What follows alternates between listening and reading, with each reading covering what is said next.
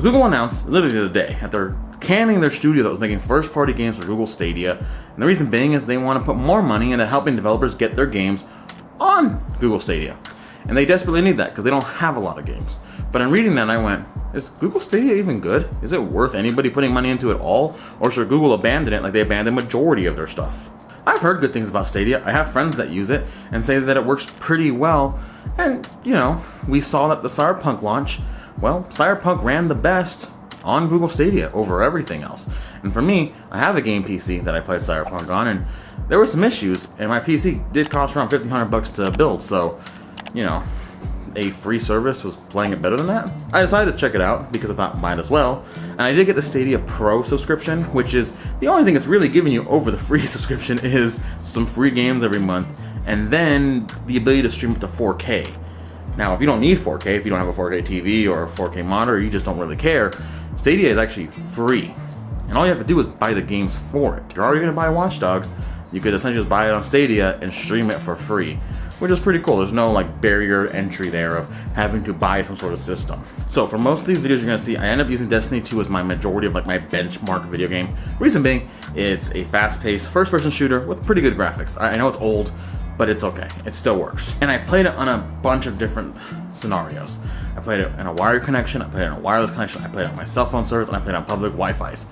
Now I gotta admit, my internet here in my apartment is really fast. I do have Ethernet gigabit down and up, so my wired connection was perfectly solid and I had zero issues with it, which I would hope would be the case. So we're gonna ignore the wired connection because again, it's gonna work no matter what. When it comes to wireless though, I don't have any sort of Wi-Fi 6 routers or modems and that kind of thing, so my wireless speeds are around 300 to 500 megabits per second. Still, that's extremely fast, and it is much different than majority of people would have. And that's where I think Stadia lives. I think Stadia is the casual gamer's world, right? They don't want to spend $2,000 on a PC. They don't want to buy a PS5, but they do want to play games. Well, here's a free solution where you just buy the game. I don't think people that are super into games that put this kind of money into it are interested in Stadia or should even use it. But the casual crowd is where it's at. So I recognize that my wireless speeds are probably too fast for the majority of those people. But still, I had to test it, and I did, and guess what? It worked perfectly fine. I had no issues. The only thing I could say was a negative was usually when I would start a game, there would be a little bit, like a couple minutes of like a buffering thing when like the quality was a lot lower than 1080 or 4K, and then after a bit it would buffer up and then I would have zero issues. It would take like 2 to 3 minutes on average, but outside of that little beginning, I never really had issues. In all of my tests on my cell service, I was getting in between 10 to 60 megabits per second depending on where I was. Now in that 40 to 60 range, Stadia runs well.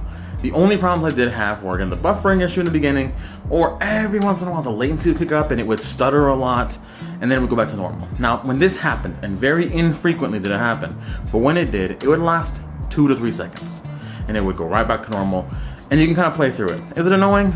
Yeah, of course, but it's not the worst thing in the world. Now in that 10 to 30 range though, Stadia was almost unplayable at times. Either the quality was way too low, or the latency was so high that there was no point in even trying to play a game. And when I went on public Wi-Fi's, it was a similar situation, where that 10 to 30 range just did not work. I couldn't get games to load sometimes. I couldn't play them because the latency was way too high, so there wasn't even a point to trying to play it. But once you get out of that and you get in that 35 to 40 range, all of a sudden it's a completely different ballgame. Like now it works perfectly. Now I do have friends that use Stadia, and I ask them a similar question. I talk to people online about it. And yeah, that 10 to 30 range seems to be a problem for everybody. So this is not just a me scenario, it is a Stadia system thing. But regardless, does it work? Yeah. Is it worth it? I mean, yeah, it's free for the most part. You can pay for it if you want to, but you don't have to. Just buy games. Buy the games you would already buy or you want to buy, but you can't play on your PC. Not everyone's PC can play Watch Dogs Legion or can play Cyberpunk, but Stadia can. And all you gotta do is buy the game. You don't have to upgrade a graphics card or something, you know? And for those people on console that still can't play the game, I mean, at least Stadia has it right. For me though, is it right for me? No, not at all. I've already invested money into a PC. I already have consoles here. I don't need something like this. I don't need another place to play these games. But was it enjoyable? Yeah. I think what amazed me the most was being able to play games like Hitman or Hotline Miami, which is my favorite game, like one of my favorite games of all time. Like you should play that if you have it. Or Destiny 2, and playing it on my phone. just plugging up a controller to my phone and just lounging around the apartment playing Hitman. Doing it really comfortably on a couch or just lounging around. It's kind of nice. It's kind of convenient. And it is impressive. Now, I know a lot of people don't like playing games on their phones because they don't like those little clip-on controller things, which I get. They're mushy and the sticks are weird. But I actually have a $10 clip that attaches to my 8-bit do SM30 Pro, which is one of my favorite controllers for the Switch. With this clip, I can just literally clip on my phone to this controller and bam, look it. Now I have a Bluetooth controller that's actually good for my phone. And if you have a favorite controller, PS4 or Xbox One version or whatever, you can just buy a $10 clip on Amazon and make it work that way and just Bluetooth to your phone and there you go. So again, it's another barrier eventually it's easy to get into. But still, this is not for me. It's not my thing. But what I think it's for is, again, it's the casual people, the people that want to play video games that don't want to pay all that money. And I've already over here recommended it to somebody. Like, I have a friend who really wanted to play Cyberpunk and they are not a gamer, but they saw some ads for it and thought it looked really fun. But they don't have a gaming level PC, they don't have any consoles, but they really, really want to play it. So I was like, just get it on Stadia. And they have been. And they've been playing it with a PS4 controller that they had. Well, they had to go buy a PS4. They didn't have even that. So that's the whole thing. But anyways, they bought a PS4 controller off like Amazon or eBay or something. And then they bought Cyberpunk on Stadia and they've been playing it through their Mac. And it's working great for them. And they love it. But the problem that Google has, and this is why I'm happy they're putting their money towards getting developers onto Stadia, because they don't have games. They have like nothing. The library is so small. Their highlights are Cyberpunk, Watch Dogs, Legions, and whatever the newest Assassin's Creed is. I don't know what it's called anymore. There's too many. But that's really it. Like, that's really it. They don't have a lot, and they need more.